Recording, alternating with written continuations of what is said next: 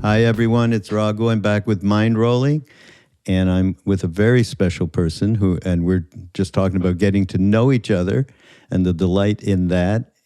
Ann Tashi Slater. Welcome. Welcome, Ann. Thank you, Raghu. It's such a pleasure to be here, and thank you for inviting me. Oh, it's so good.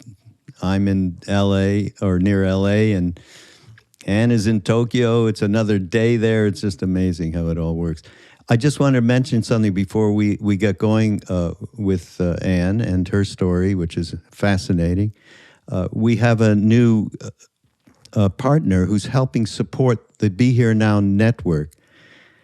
Then that's Eaton Hemp, and they actually make extraordinary CBD products. And it's something I love because it's really great for inflammation, and that's something most of us have an issue with. So it's organic, it's wonderful, they're great people, and I'm not going to go any further than that, but check them out, Eaton Hemp. And you go to the show notes, and there'll be links and a wonderful little offer. If you want to buy something for the next little bit, you'll be able to get it. So just go through the show notes on Mindrolling on Be Here Now Network. That's the commercial, Ann. And you have had an extraordinary life, and one of the things, and we don't know each other, so I have had a book. I mean, most of us from back in the day that were doing psychedelics and hanging out with Ram Dass, like I have done for a long, long time until he just passed. And as you mentioned in this little, it seems like the beginning of a memoir. Are you working on a memoir? I actually just finished one. Yes. Oh, really? And it's very much related to the piece that you're talking about in Tricycle. And it's going to get published soon? Soon, yes. Oh. It's just, settling on that now. That's so great. Mm-hmm. Anyhow, of course, you mentioned the interest in the we're talking, folks, about the Tibetan Book of the Dead, an extraordinary revealed manual for understanding the process of going through, that we all are going to go through death and into, as it is completely part of the fabric of life of people from the East, which is karma and reincarnation. And this just describes that whole process. This book is so fantastic, but it's not easy to grok, shall we say.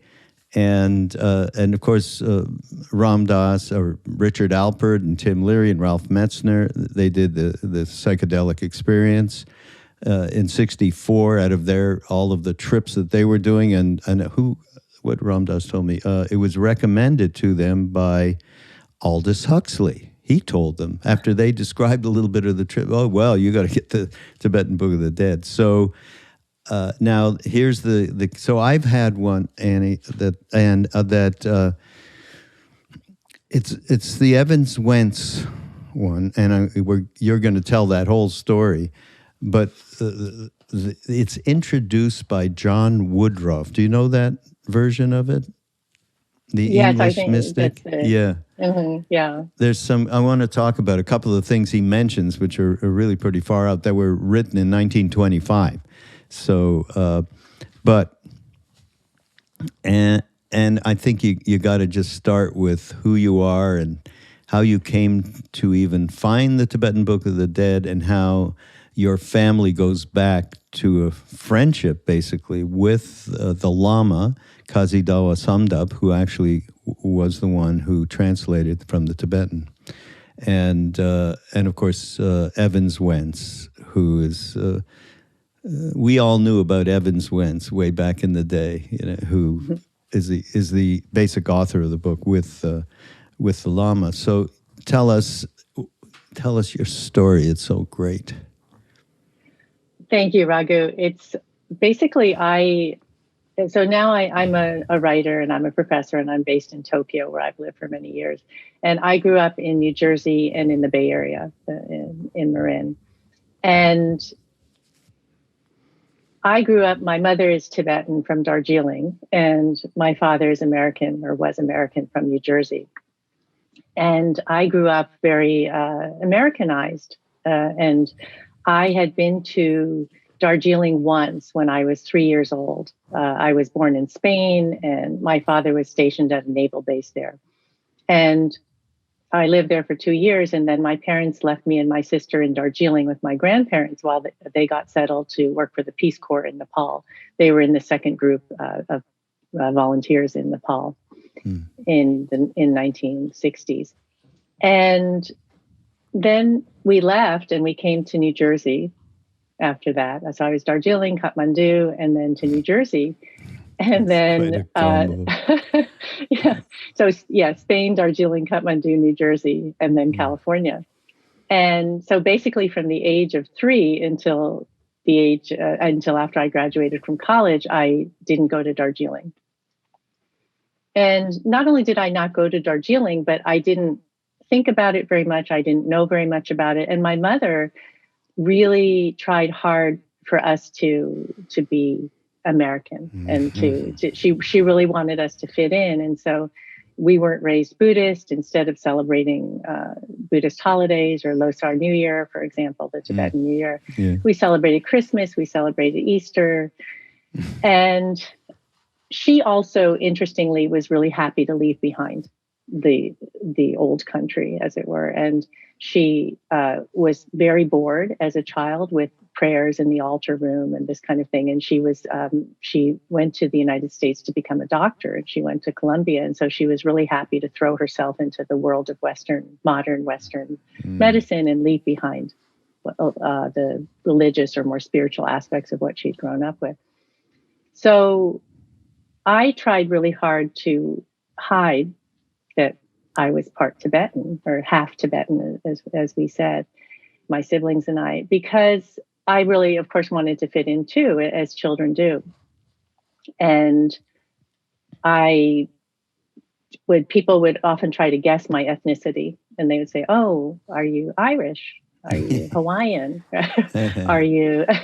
And then if I said I was born in Spain, they'd say, "Oh, that's it, Spanish." And I'd say, "Right, that's right, Spanish," because I really didn't. There were almost no Asians or Asian Americans when I was growing up in American suburbia. There just weren't. It's very different from how it is now. And so I thought, and then people thought I was Chinese. And again, I didn't change or correct that because I thought, well, at least that was known. Whereas, remember, in the 1960s, the Dalai Lama had really just come out of Tibet. Yeah. And so he wasn't at all on the radar of the world the way he is now. So I worked really hard to hide it. And the only problem, of course, is that I never could fit in terms of how I looked. And so the camouflage was only partial, and I still looked really different.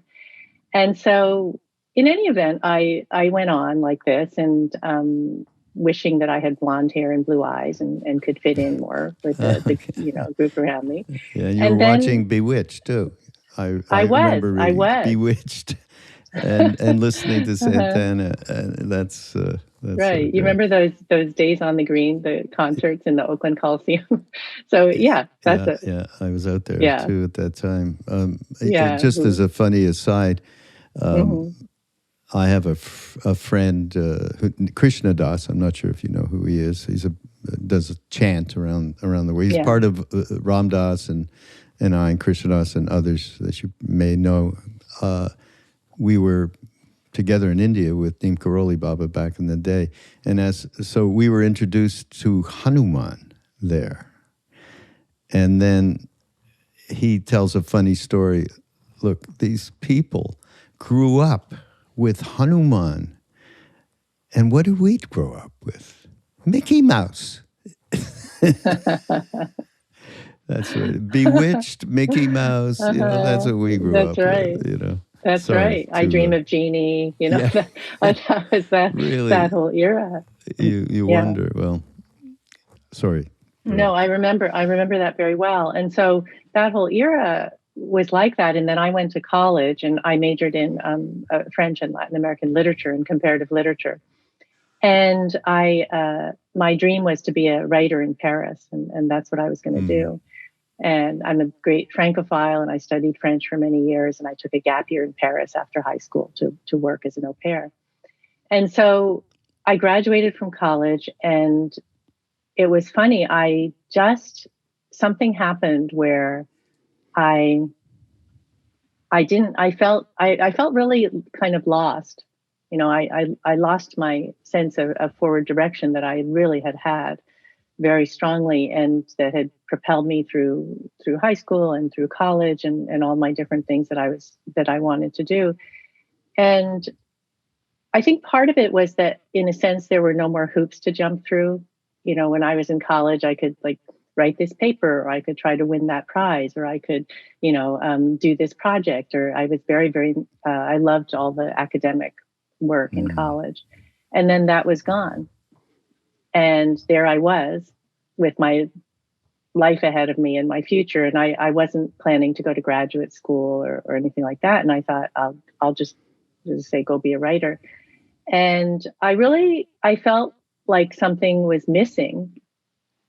And so I did an about face in the other direction and went east to India. And so I guess I'm still on my way to Paris.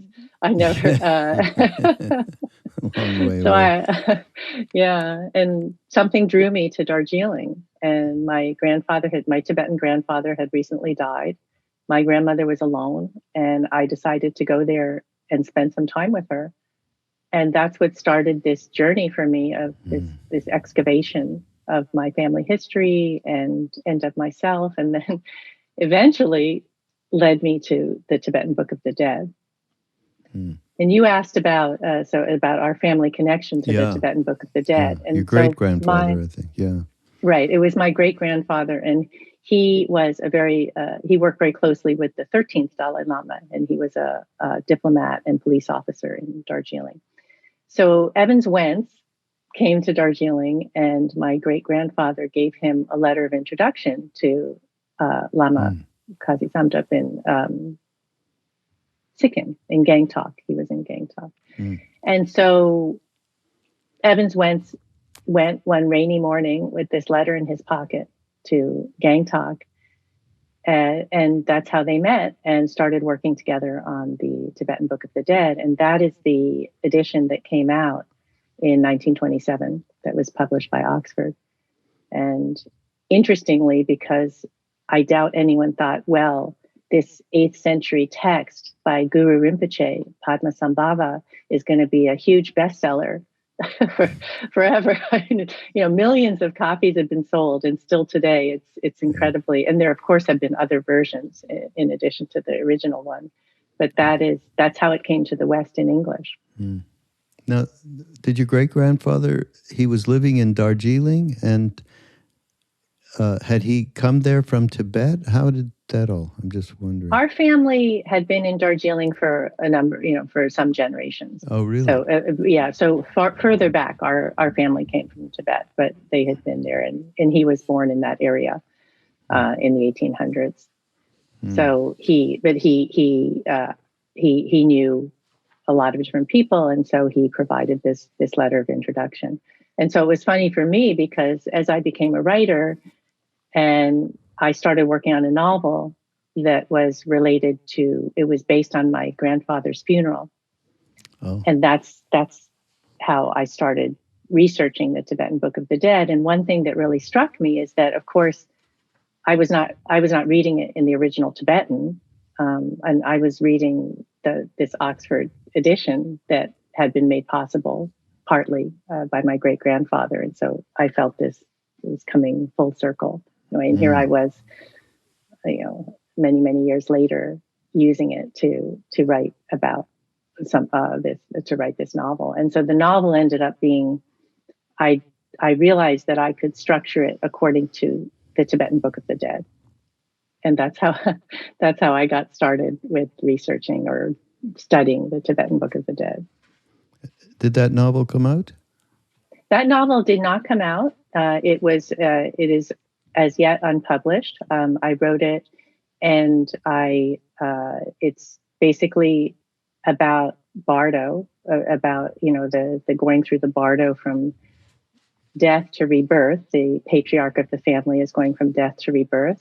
And then the surviving family members are going through their own death and rebirth cycles as their own Bardo. Because Bardo, of course, is death to rebirth. It's also birth to death. It's any time when our ordinary reality is suspended. And so that was one of the things that was and remains very intriguing to me about the Book of the Dead, which is that it's meant to be as much for the living as for the dead. Yeah. And at first I didn't really understand that. I thought, well, how can that be? And I thought it was some kind of esoteric funerary text that I would look into and see if it had any relation. And then more and more I realized how much it really connected to my life and to our everyday lives. And so that wisdom lives on. It's remarkable to me that how relevant it is. Yeah. Well, there's also been how many great lamas have just entered into our lives in the West in a way that's been so profound for so many. I was fortunate myself to meet a number of them, and to see His Holiness doesn't travel anymore, but see him in the West, in the States all the time. So there's maybe we just get into the guts of it a little bit in terms of the Tibetan Book of the Dead, and related to the structure of your book, because this is what you mentioned in that article. And so let's talk about the first part, which is coming to see, gee whiz, we're dead.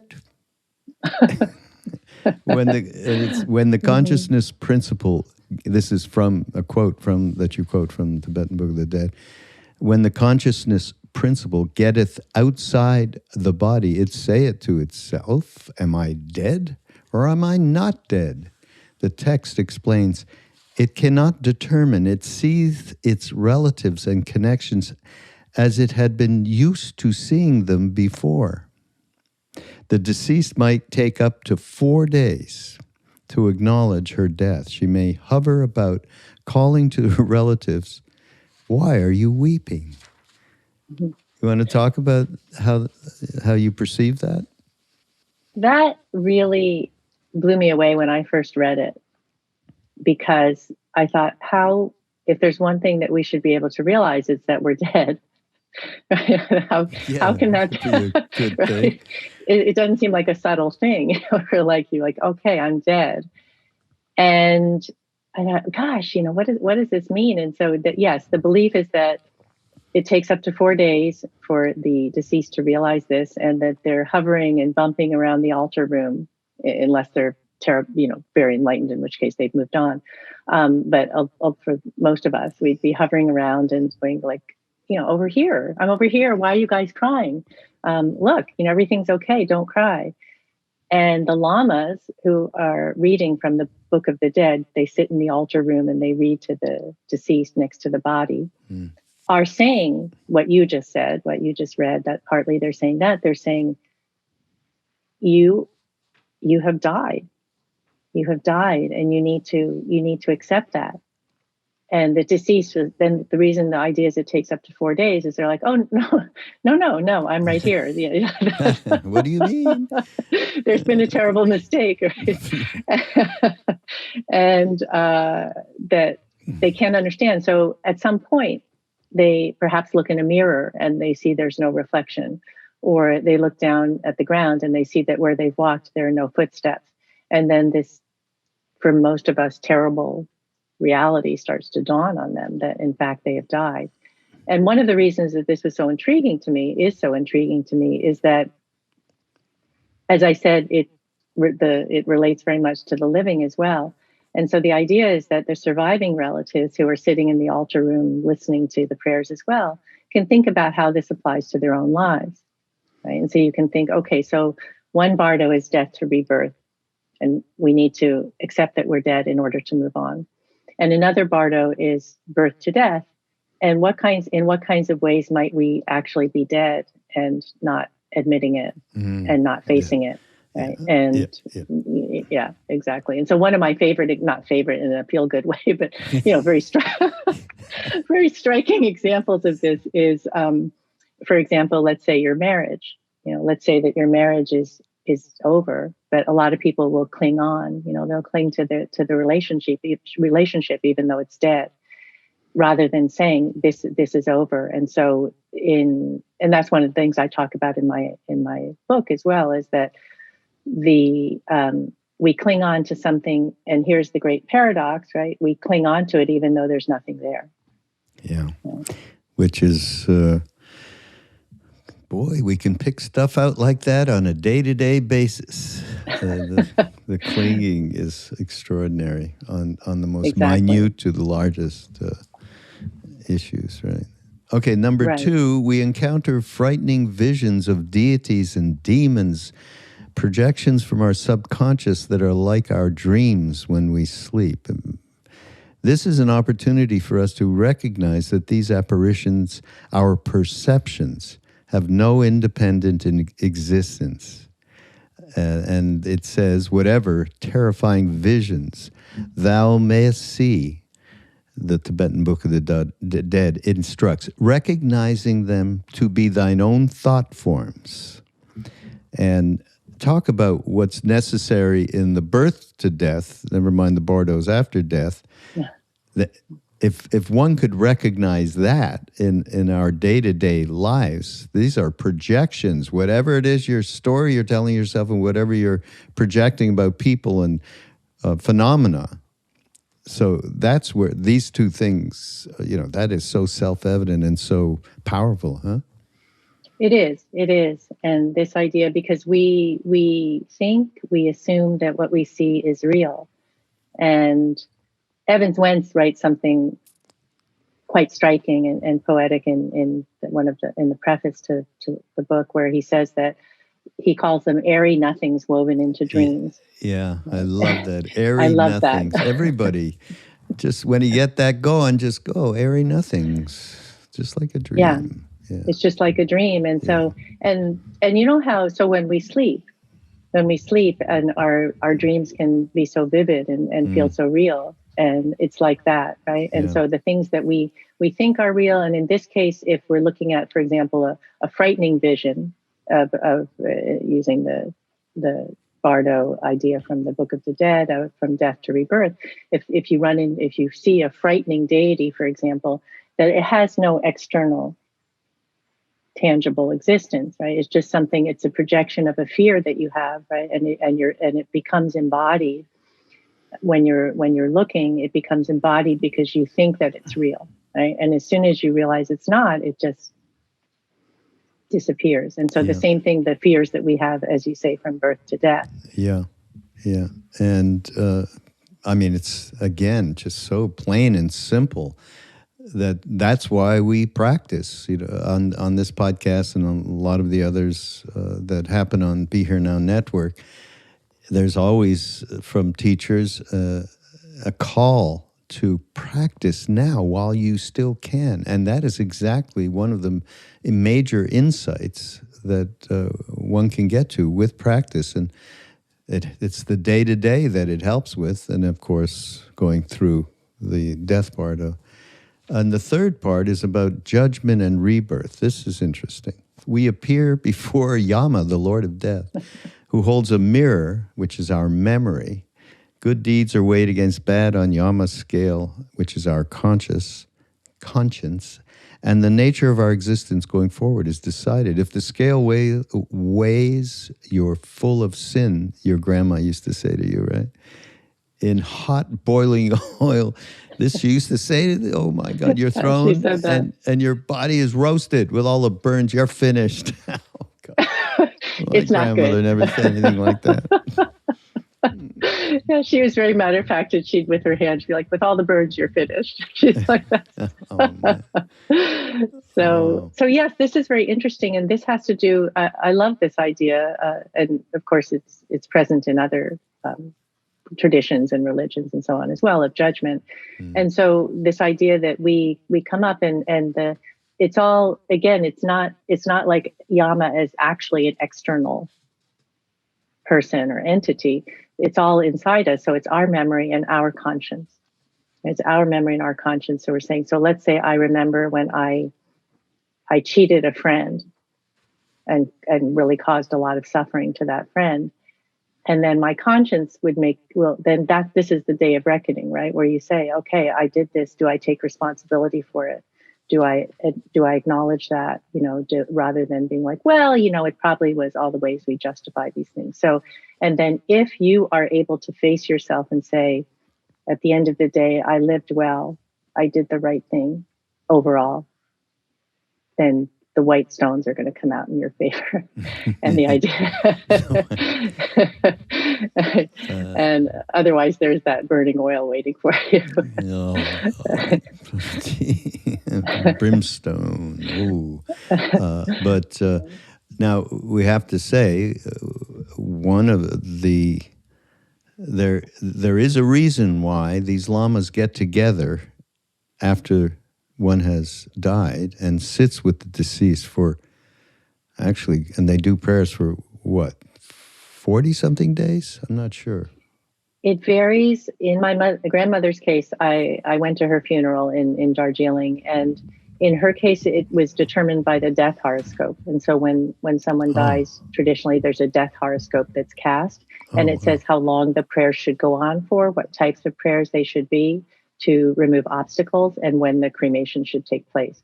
And then the 49th day, there's another ceremony 49th, later. But that's it. Yeah. 49th day ceremony, right. Mm-hmm. But the poa, the prayer, is recited regularly, and everyone can recite it. And it has, well, first of all, you're bringing the Buddha into your third eye, and you are visualizing him, and then you are asking, forgive me for anything I harmed anybody, and there's a whole series of different prayers that one goes through that are recited so you can remember, and we,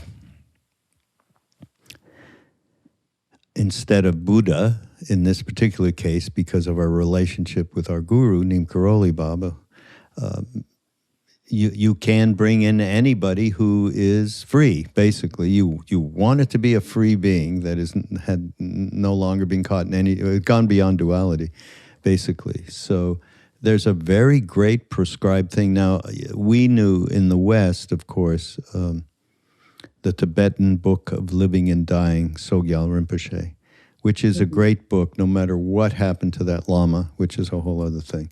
I think the book is great, instructive, easy to read for Westerners, and really translates some important things about how to deal with all of this.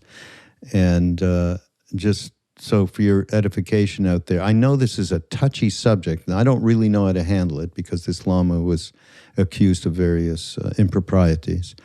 And but I do know that book has helped so many people.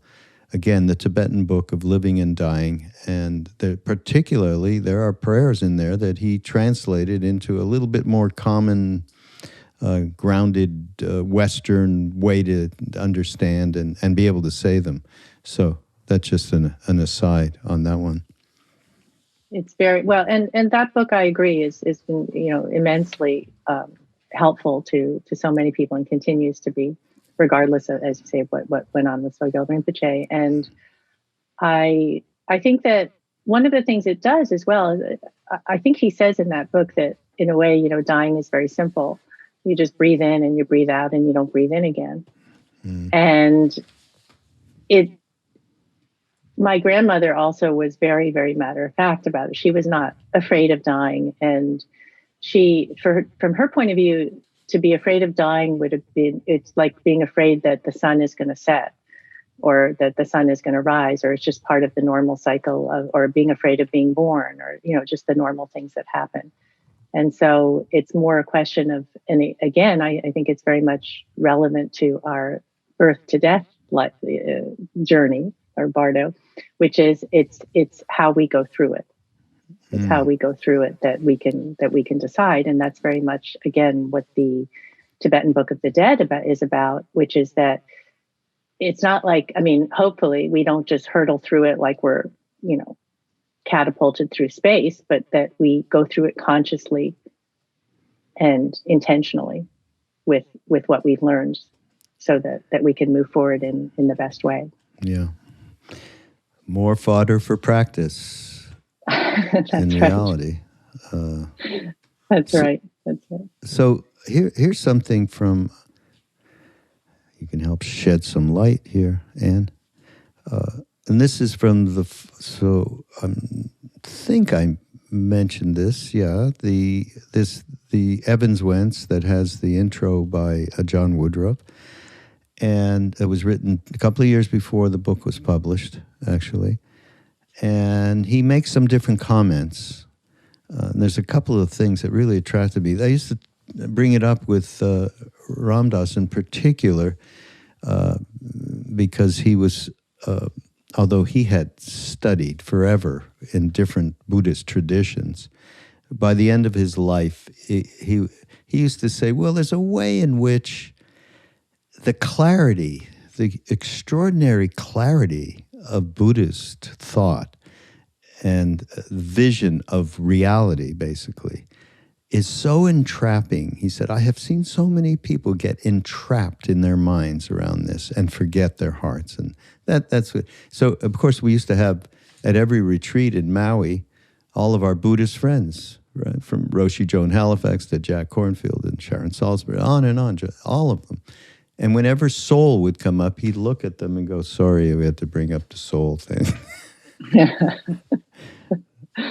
And then I read in this version what that he got into some kind of getting at an understanding of what that thing is that incarnates. And it's, as far as the Buddhists, it's not a self thing that does.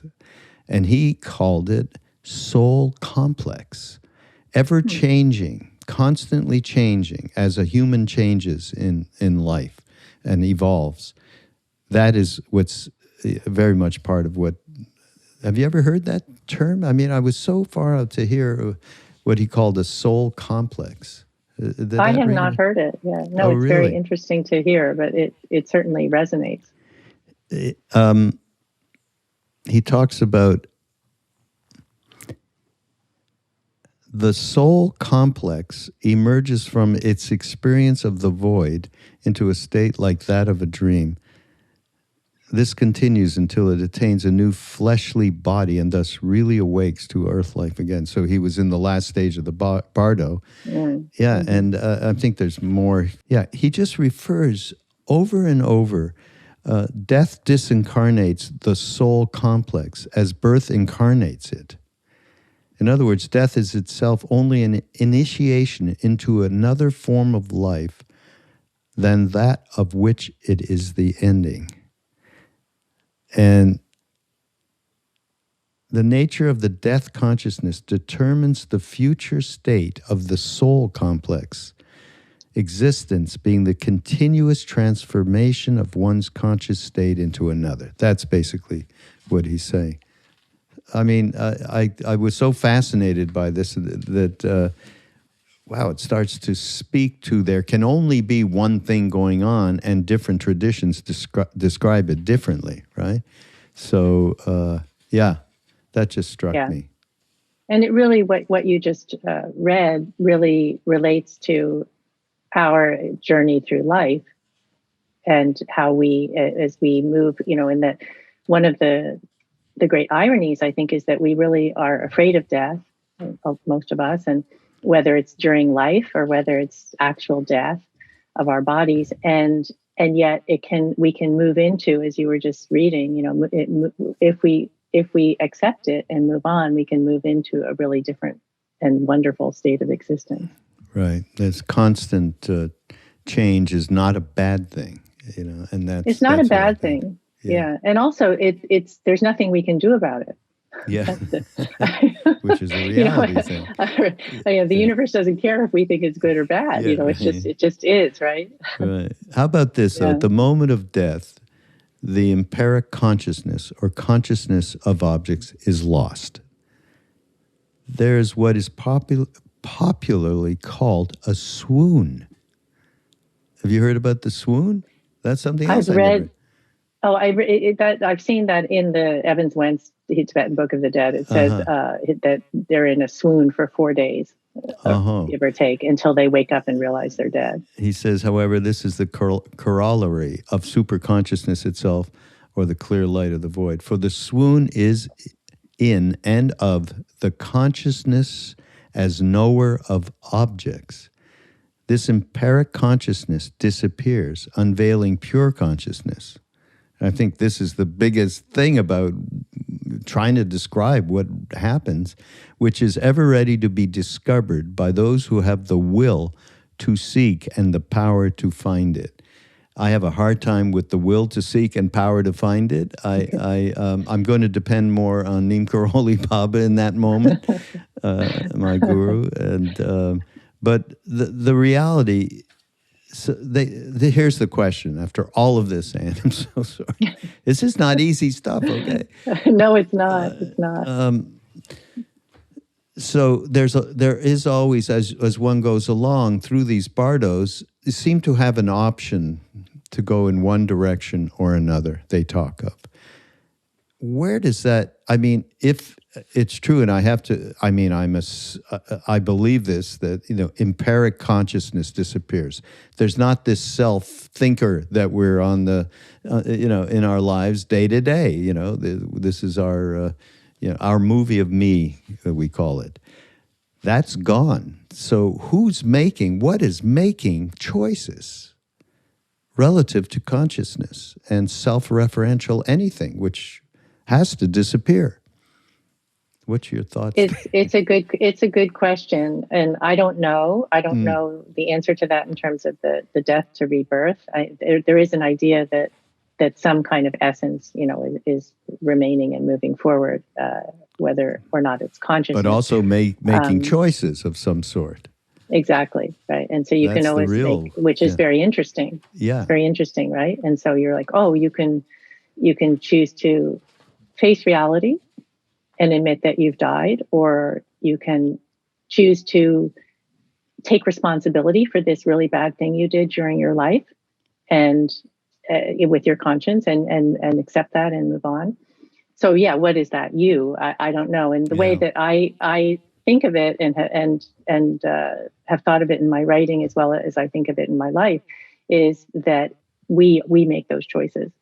We make those choices as we go through life, and that we are always, and this is one of the fascinating things to me about the idea of Bardo and the Bardo Todol and the Tibetan Book of the Dead, is that we create our experience in the Bardo. And so it's not just some static thing that we go through, but that, and in the same thing in our lives, right? So our lives is a Bardo. So whatever you, Raghu, or I, Ann, do right now, or tonight, or tomorrow, or next year, will then, of course, influence or determine what comes after that, and we make those choices. And so it's very, and one of the things I really love too, and I mentioned it in the tricycle essay, is that I love how it's not. It could be really. I mean, obviously, it's a very harsh reality to accept, right? That one is dead, but there's so much compassion in the Tibetan Book of the Dead, and it's the idea and is, for example, when my grandmother died, the monks are there 24/7. They're 24 hours a day. They're in the altar room next to her body, reading to her from the Tibetan Book of the Dead. And if one goes to take a break, then another one comes to take his place. And so the idea there is that you are never alone. And I love that, right? And so it's like, this is really hard. This is really hard. It's like the hardest thing probably that we're ever going to have to face. But we got you. It's kind of like that. We got this, Guru Rinpoche, now the monks. This is really hard, but we all go through it. And here is encouragement and support and wisdom to help you go through in the best way. Yeah. And if you don't have the opportunity to be in a community of monks or with people, teachers that really know how to conduct these rituals, you can get it on a simpler basis and what you said, it rings more true than anything. You are not alone. And one thing that one would hope in terms of family and so on and friends, that the clinging isn't so extraordinary that there's no way that there's a release, and rather, hey, this is a beautiful opportunity to move on. The love I have for you is not going to change. The love you have for me, nothing will change. We are in that envelope for eternity, and we've been doing this stuff together in different ways and incarnating. So that can happen without there being a official ritualized ceremony on a day. I mean, that's fantastic, and I've known people who have had that opportunity where the local Tibetan monastery will send over people, really, and do that with you and with the family. Yeah. Yeah. And one of the things that the Book of the Dead talks about is setting the deceased face to face with reality. That they use that terminology, setting face to face. And it always astonishes me how we incline towards denial. It's just, and I always think, well, I have studied this for years. I've studied this book, and I understand the idea, and then that turning away from reality obviously doesn't make the reality go away. It reminds me of in a way how my children used to play hide and seek, when they were little, and their idea of hiding was to go like this, right, without her standing there. And it's all still there, right? And we tend to turn away from it. And it's one of the things that I wrote, as I say, I wrote about in my novel as well as in my new memoir, which is that as we go through, let's say, the birth to death Bardo, as we go through that journey, and my memoir is about a journey I took to India with my mother, and I'm looking into my family history, my past growing up Tibetan American, my relationship with my mother, and then this wisdom that is passed down through the generations from my great-grandfather, grandmother, my mother, me, my daughter. And that this idea of us as pilgrims, right, as pilgrims, walking this path as we go forward through life is very powerful. And where we can, as I say, not be in denial and say, this is the truth, or this is what's happening in this relationship, or whatever it may be. And then what? And that's where what you said about choice comes in. So what choices do we want to make around this?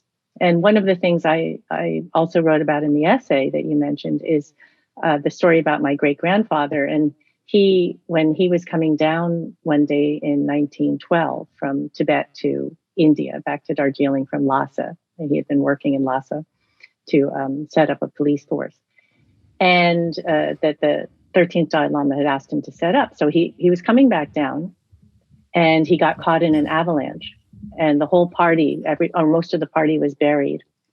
And so he was buried, and he was a very devout Buddhist and follower of Guru Rinpoche. So he was praying to him, and he managed somehow to stick his hand up through the snow with his prayer beads. And the search party, the men who were above ground, saw him, and they pulled him out. Amazing. And that story, one of the interesting things too, is that the Tibetan Book of the Dead is a terma, what's called a terma, which is a treasure teaching, as you know. And the idea is that Guru Rinpoche buried these treasure teachings around Tibet and other places when he was establishing Buddhism in the 8th century. And you can't just go dig them out with a shovel. It's not like, oh, here's one, get the shovel, right? Because they're buried in caves, they're buried in trees, they're buried in the sky, in dreams, which I love, and in the mind stream, right? And the mind stream really speaks for me to this particular story with my great-grandfather. And so this story came down to me through my grandmother of how he had survived. And he was the only one who survived of all the people who were buried. And that he was essentially, Bardo also refers to any time that your ordinary reality is suspended. So it could be illness, it could be an accident. And so he was in Bardo, entombed in the snow there. And he made a choice. This goes back to what we were talking about with choice. So he could have said, he could have been in denial and said, nah, it's probably okay. This probably isn't as bad as it looks. Or, and you really have a very short time to live if you're buried in an avalanche, right? And, or he could have said, oh, this is bad. I wish this hadn't happened. I wish I was, riding down as usual to India. And instead he accepted the really dire nature of his situation. And then he made a choice, right? And took some action. And that to me really speaks to the lesson, which is at the heart of the Book of the Dead. And the one reason I find the Tibetan Book of the Dead so moving is that it's about facing reality, but not giving up. Right? And so we don't say, oh yeah, this reality is really bad. There's nothing I can do. We're like this. And I think this speaks to the pandemic as well. And so that this whole Bardo of COVID that we've been in, right, where we can say like, this is really bad. Yeah. It's a really bad situation, but we're not going to give up. And how can we move through this in the most meaningful and authentic way? Yeah. And the way in which when we go through the death bardo that fear happens and you turn away it's just exactly an anomaly for going through day-to-day life, and stuff comes up and we do a lot of turning away instead of turning to and surrendering and opening in, and whatever word you want to use. And that's, to me, the great lesson is that it is not just, in fact, it's, again, starting to have that perspective now when you're, 19, 20, 21 years old. Start there. And we went to India when I was, the bunch of us that went over at that time, we were in our early 20s and late teens. Mm-hmm. And we were fortunate, obviously. The karma was really ripe for us. But start there is what I say. Start turning towards rather than turning away, and recognizing. I mean, that's a lot of what the Tibetan Book of the Dead is about. It's recognizing what is rather than projecting and doing all the sorts of things that we do to not be here now. Basically. Yeah, exactly. I really agree with that wholeheartedly. And interestingly, it always seemed hard, and still does, of course, to me. Sometimes it seems hard to face reality. You're like, oh, it's too hard, it's too painful, it's too much suffering, I'm going to turn away. But interestingly, the times when I have faced it, and when I do face it, whatever it may be, it's actually very freeing. And that was a real revelation for me, right? You know what I mean? Because then you're clearing out out that construct from your mind. Yeah. So you can see what is. Yeah. We should. I know we're close to the end here, but well, I don't have any real time. But the sponsor says you have 60 minutes. But you talk about turning in one direction or another. We must mention this extraordinary event in your life of getting ill with something that couldn't be diagnosed. It's I know it's a long story, but I think if tell us share a little bit, certainly around the way in which at some point there was a turning to and not a turning away. Initially, I know there was a turning away. There really was. And what happened is I woke up one morning here in Tokyo very, very, very ill. I had incredibly high fever, chills, nausea, headache, so on and so forth. I ended up being hospitalized, and for 9 days, they couldn't figure out what was wrong with me. And I'll never forget, the doctor came to see me one evening, and I thought, now we're finally going to get down to it, because they had done like dengue, malaria, all these different tests, and nothing had come back positive. And so he folded his arms and he leaned against the windowsill, and he said, we have no idea what's wrong with you. And we just stared at each other. I'll never forget. It was about 8:30 at night. And we just were looking at each other. How old were you then? I was in my 40s. Oh, you were in your 40s. I was in my 40s, mother of 2 children, university professor, writer. I had a whole life. And suddenly I was just thrown out of that life into this Bardo, basically. And then the next day, suddenly they came rushing in, and one of the blood tests that they had taken had shown that I had something called endocarditis. And endocarditis is an infection of your heart lining. And apparently the bacteria had grown to such a degree in my heart valve that it had almost closed it off entirely. And they said they were amazed I was still alive and that I hadn't had a heart attack. So I was put onto intravenous antibiotics. And if anybody would like to know the full story of this, there's an essay I wrote called Traveling in Bardo, which is online in Agni magazine. And we'll have it in the show notes, so everybody will have all the links to some of the blogs and so on. And I was terrified because I made a mistake of, it's very much academic writer kind of behavior, probably, as I Googled endocarditis, and it was terrifying. It said all these terrible complications and that you could be paralyzed and you could have heart failure and organ damage. And then it said significant mortality. So it seemed like I was getting better, and my husband and I were very hopeful. And they call it vegetation in your heart valve had decreased quite a bit by a couple of days after the antibiotics. And so we were thrilled. And I was already in my mind packing up my room. We're going to go to Kyoto to get over all this. And, and the doctor was not at all happy. He was clearly really worried. And so we said, what's wrong? And he said that what was likely is that, in fact, some of the vegetation had broken off and was traveling through my bloodstream and could lodge somewhere else in my body and create an embolism and basically kill me. So we just hoped for the best. And then the next morning when I woke up, one of my fingers was numb. And so I had a CAT scan and so on. And what turned out is indeed he was right. And this had gone and it lodged in the occipital lobe of my brain and was killing the surrounding tissue in my brain. And I'll never forget, they showed us the picture of this right on the screen of this black spot on my brain. And I couldn't even look at it anymore. I just left in my wheelchair. And left my husband to talk to the doctor. And when I got back to my room, my husband, who is a real hero, he had brought these papers and left them by the thing. It was like school papers. He's a teacher, a professor as well. And so I just kind of idly riffled through them. And in the back of that folder was my living will.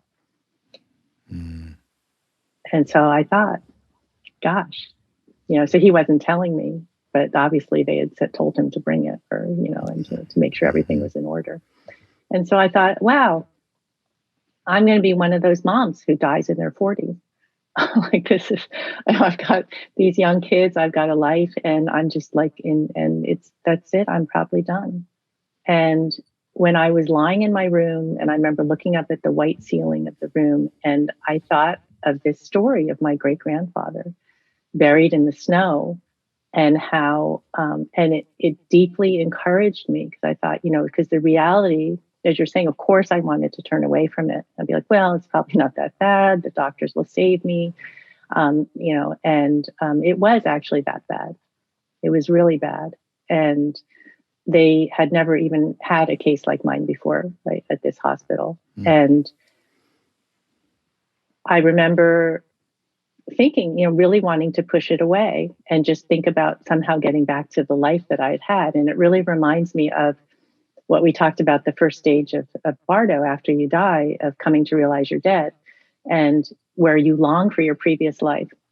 Like, oh, I want it back, and you can't have it back. And I really wanted my life back. I wanted to just pack my stuff and go home and get back to my life. And it wasn't going to happen.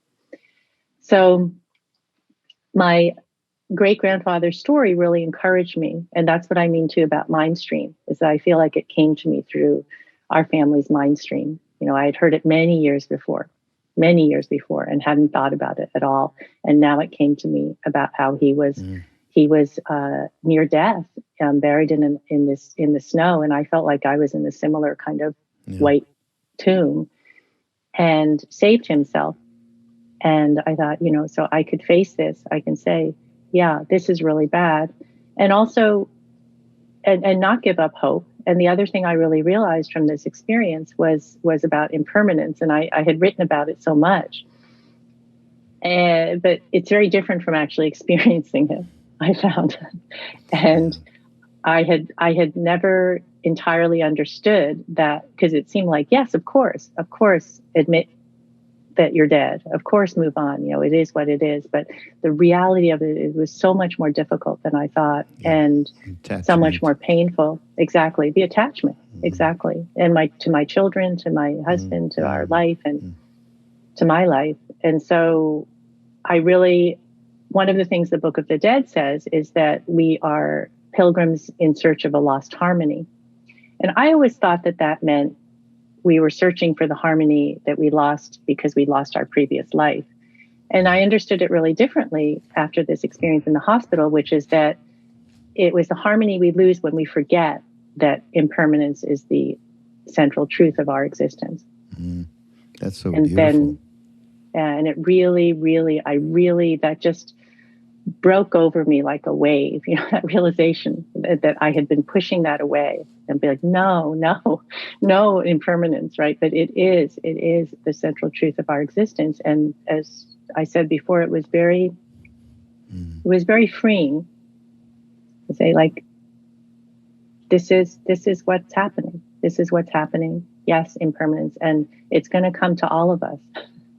And I really realized that. And so my great-grandfather's story encouraged me, and it helped me not to lose hope, and also to realize I might not live. I mean, he happened to live, and there was no certainty at all that I was going to make it. Yeah. But that what I could do is I could determine how I went through it. And that was the pivot, or the shift that I was able to make. I thought, yeah, because partly, I'm like, oh, I want to fix this. I'm going to fix it. I'm going to live. But we can't do that. What we can say is, okay, here's how I'm going to travel through this Bardo. Right.